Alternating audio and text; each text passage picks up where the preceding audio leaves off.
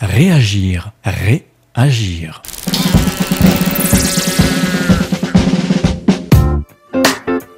Ziad Medouk est directeur du département de français à l'université Al-Aqsa de Gaza.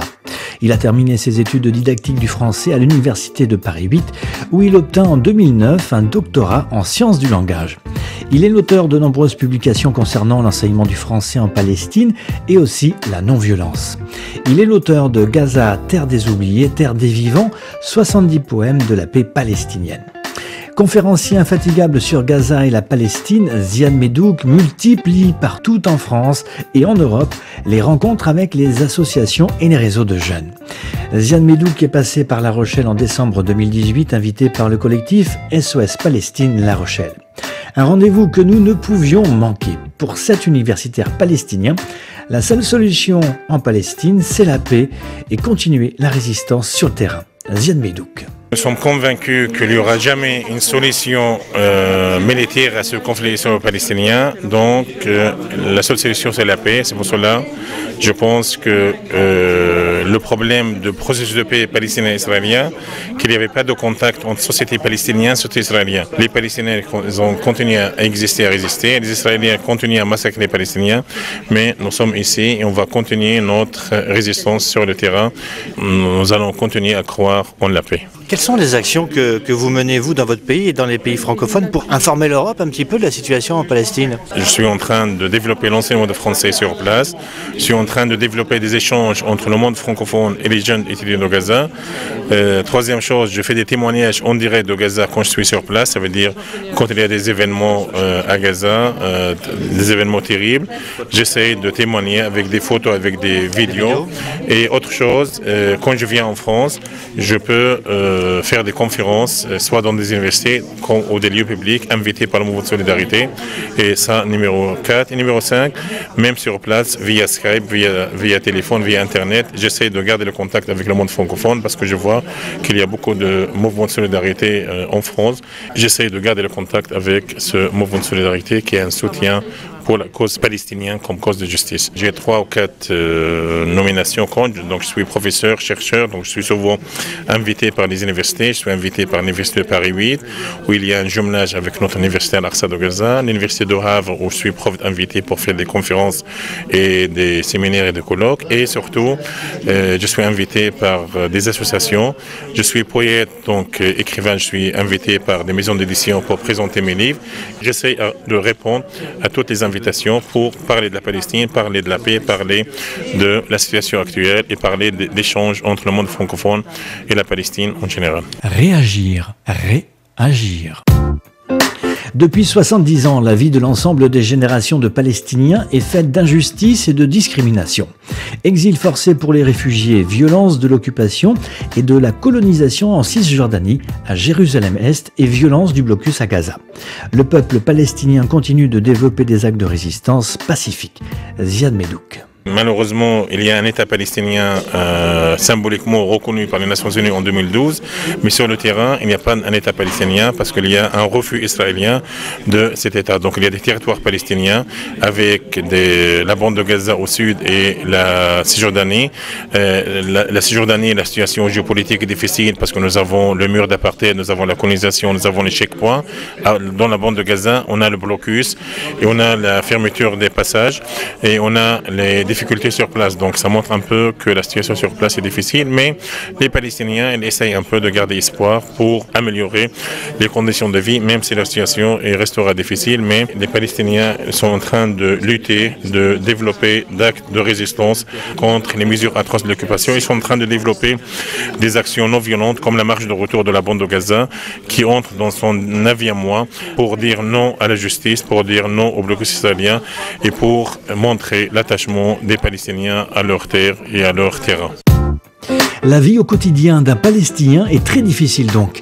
Il faut savoir que 95% de l'eau n'est pas potable, que les Palestiniens disposent seulement de 4 heures d'électricité par jour, que 46% des enfants souffrent d'anémie aiguë, que 50% de ces enfants n'expriment aucun désir de vivre. Enfin, 2 millions de personnes sont interdites de circuler. Et ça, c'est la réalité dans les territoires palestiniens. Côté la vie quotidienne est très difficile, soit à Gaza, soit en Cisjordanie. À Gaza, donc un Palestinien, donc il vit avec seulement 3 à 4 heures d'électricité par jour. Il vit la pénurie de l'eau, il vit le chômage, il vit le blocus, ça veut dire qu'il est interdit de sortir et de revenir. Il vit le chômage, donc voilà, en Cisjordanie, il vit la présence des soldats et des colons dans ces villes. Il vit les barrages militaires et l'humiliation sur les barrages. Donc une vie quotidienne difficile, mais il y a une volonté de rester, d'exister et de s'adapter avec le contexte. Voilà, aujourd'hui la Palestine, c'est mener des actions pacifiques contre les soldats israéliens et pour montrer que la vie continue en Palestine malgré tout. Alors il y a beaucoup d'Européens qui considèrent Israël comme le pays constituant la principale menace pour la paix dans le monde. Quel est votre point de vue là-dessus?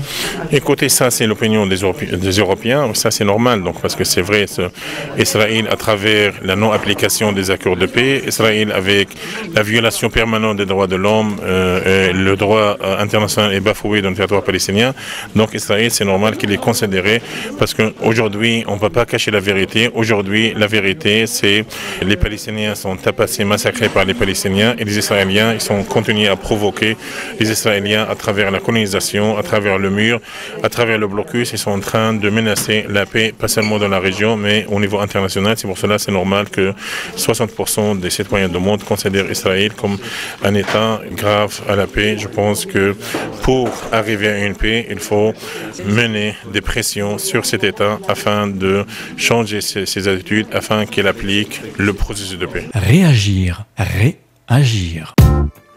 La continuation des violations permanentes des droits humains et du droit international, malgré les condamnations de la communauté internationale, a une cause simple: l'impunité dont Israël bénéficie depuis 70 ans.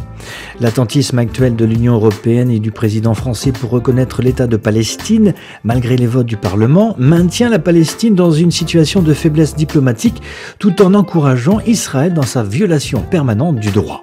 Ziad Medouk. Pour nous, Palestiniens, notamment société civile, nous compte beaucoup sur l'Europe. L'Europe a un rôle très important à jouer.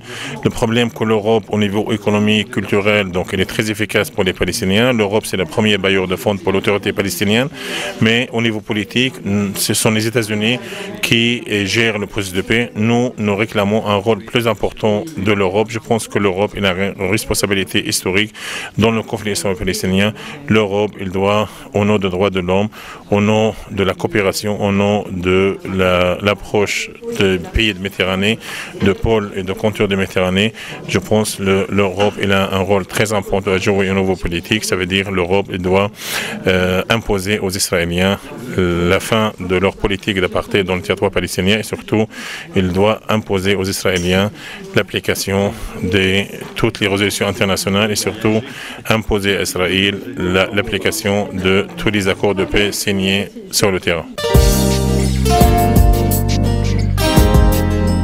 Agir pour que justice soit rendue au peuple palestinien, c'est ce que fait quotidiennement et avec engagement Ziad Medouk partout en Europe et en France.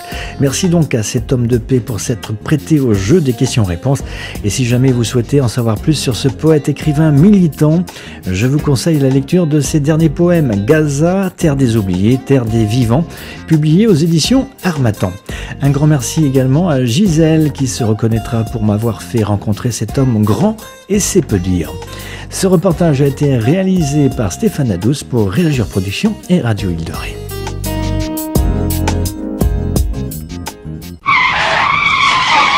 Réagir, réagir.